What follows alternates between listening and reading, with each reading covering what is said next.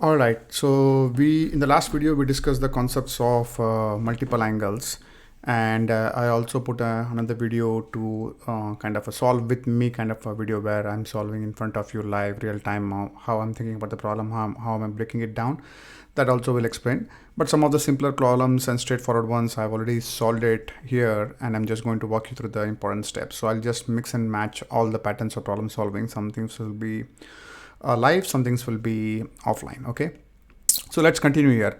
So if you take the last 4 years of the question paper, there are roughly 3 problems that came in, I think, for the multiple angles, and I've listed all those 3 problems here. The first one and the last one, if you see this one, the winter 2019 and the winter 2018, they have the same pattern, but the first one is more related to tan. So till now, throughout the videos when I've explained you from type 1 to type 4, I have not explained type 3, which is all about tan, different variations of tan problems. I've kept it intentionally separate because it's kind of a mixed bag where it talks about a lot of formulas that for which you need to understand some of the concepts. So this particular problem, I'll skip it for now. I'll cover it in the tan section, but I'll explain you this problem in detail, and the same concepts will be applied to this problem. So it's like the same thing. One I'll cover here and one I'll cover in the tan section. And the second problem I already solved in detail, so I'm not going to talk much about it. I'll just spend a minute here and there on this, on highlights at the end of this video. But let's attack this problem first, on which is a winter 2018 problem, and see how to solve that. So okay, let's scroll down. Okay, so if you see here, and I'm going to zoom out a bit so that you can read it easily. Right, okay, here. So if you see here, the problem states, prove that sine of a into sine of 60 minus a into sine of 60 plus a is equal to 1 by 4 into sine 3a. Okay, so that's what they're asking. So as soon as I look at the problem, like I said, you'll always have the hint in the question itself. I know that the 60 minus a and 60 plus a are nothing but, it looks like an a plus b, a minus b format. So it's going to be like a compound angle or some more difference formula. On the right side, I'm saying 3a, which I know for sure is a multiple angle, which is like specifically a triple angle that I've written here over here. So I know that also. So how do I attack these questions now? So I know that I have a compound angle on the one side and one triple angle on the other side. See, technically speaking, right, this problem is a compound angle, so I should have covered this into type 1. But in that case, if I have done that, I would have had to introduce you to the concept of 3a, which is a triple angle. So although there is a triple angle here, but there's nothing more than a mere substitution of the formula of AAA. There is no calculation, not only in this problem, as like I said, normally you will not get any severe calculations or substitutions for AAA. You just need to memorize the formula, and you just need to apply that once here, once there, once in a while, but nothing more than that. So by and large, this is kind of going to be a compound angle problem which has a bit of multiple angle flavor. That's all I wanted to explain. So like any problem, right, when you see the problem, I know the left hand side is compound angle, so I know what I'm going to do about it. The right hand side is a triple angle. What you should always do is, right, try to break the right hand side, even if you see the other video where I have explained you the previous problem, right, this problem in detail, right, where I break down the tan 2 theta. So likewise, break down the right hand side, whatever format it is, just in 1 or 2 levels down, or 1 or 2 different ways that it can be broken down. In this case, it's sine 3a. There is no other way to break it down. There's only one way. I've written it here. Sine 3a is equal to 3 sine a minus 4 sine cube a, which is a multiple angle, triple angle formula for the sine function. I've just written it here on the side for sine t, if you see here. So this is what I do. Expand the right hand side into the next level. I've expanded it, just writing it down. If it can go any further level, I might write it down as well, but there's no other level here.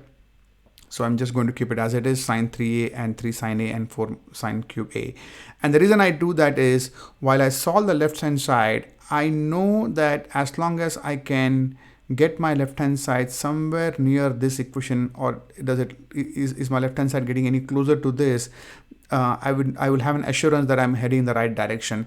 If my left hand side substitution is taking me away from the look and feel of this, that means I am not in the right direction. Just for the sanity check, it's very easy that you just make sure that you break it down to the best of the ability, and then just pause it there, move to the left hand side and start breaking it down. Okay, so let's move on.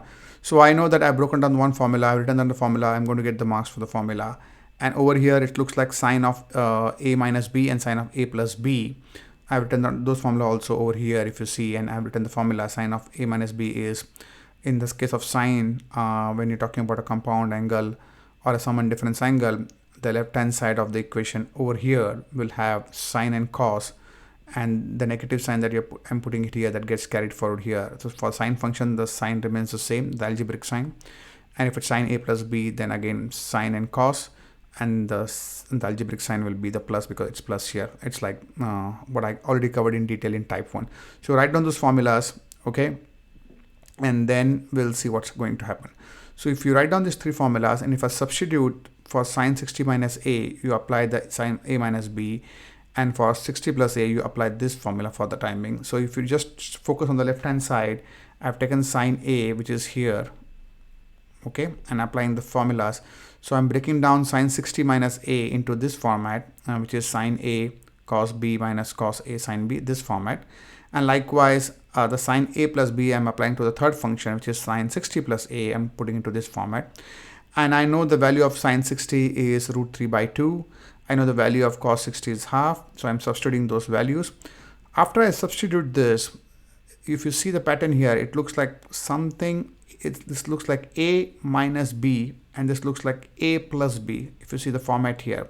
So you have root 3 by 2 cos a, which is a, and which is in both the sides of the functions, and you have half of sine a over here and here. So we can easily kind of relate this to this formula, a minus b into a plus b, which will be equal to a square minus b square. So if I apply that over here and take the squares of that, it will give me this step where I am just squaring everything pretty much.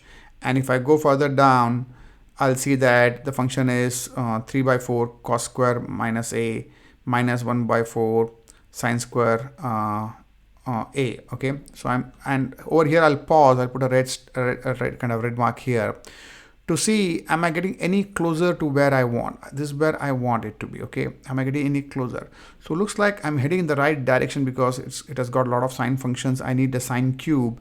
So if you see here, if I multiply this and this, it's going to be giving me sine cube. So I know that I'm getting closer here, but the only thing is my right hand side function is all about sine function. There is no cos, whereas over here I'm having a cos function. So that means I need to convert this cos into a sine format, and that you know very well how to convert the cos into a sine, because you can apply the Pythagoras theorem, sine square plus cos square is equal to 1, and then from there you can derive the cos function, or you can use the cos variation pretty much, which I have taught.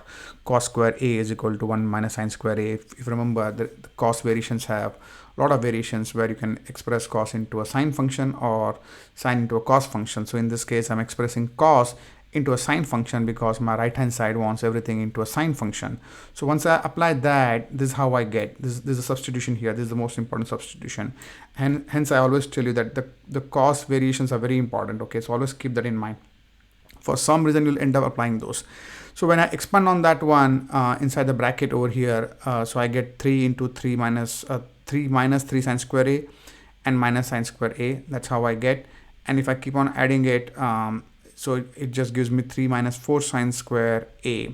So now I know that I need to have a 4 here. I'm getting closer, I know that. And once I get this sine function inside the bracket and substitute that, I'll get 1 by 4 3 of sine a over here minus sine a into sine square a is sine cube a. So I'll get this function, and this way, since I've broken down my right hand side function into one step below, it easily strikes that okay, I'm getting closer, and I can prove very easily that this particular function in the bracket, right, this one is equal to sine 3a, and hence this function is equal to right hand side, and hence proved. Okay, because the right hand side is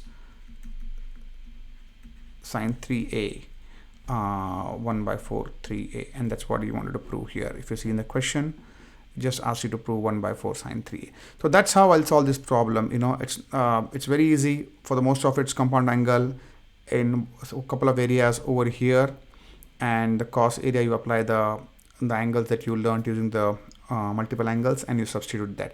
And that's the reason I covered this problem into the multiple angle format. So that covers this problem, and that's pretty much it for the concept of type 4 multiple angles. And we are making good progress here because we have pretty much covered 70% of the syllabus, and so far you would have realized that it's not that bad, just taking 1 or 2 problems which are very important. And more than likely these are the patterns that will come in the exam. If I ever feel that there is going to be variation and you might want to know that, I'll keep on adding optional videos so that you can see that. Just eyeball it in terms of in case you want to know more, or in case you have more time.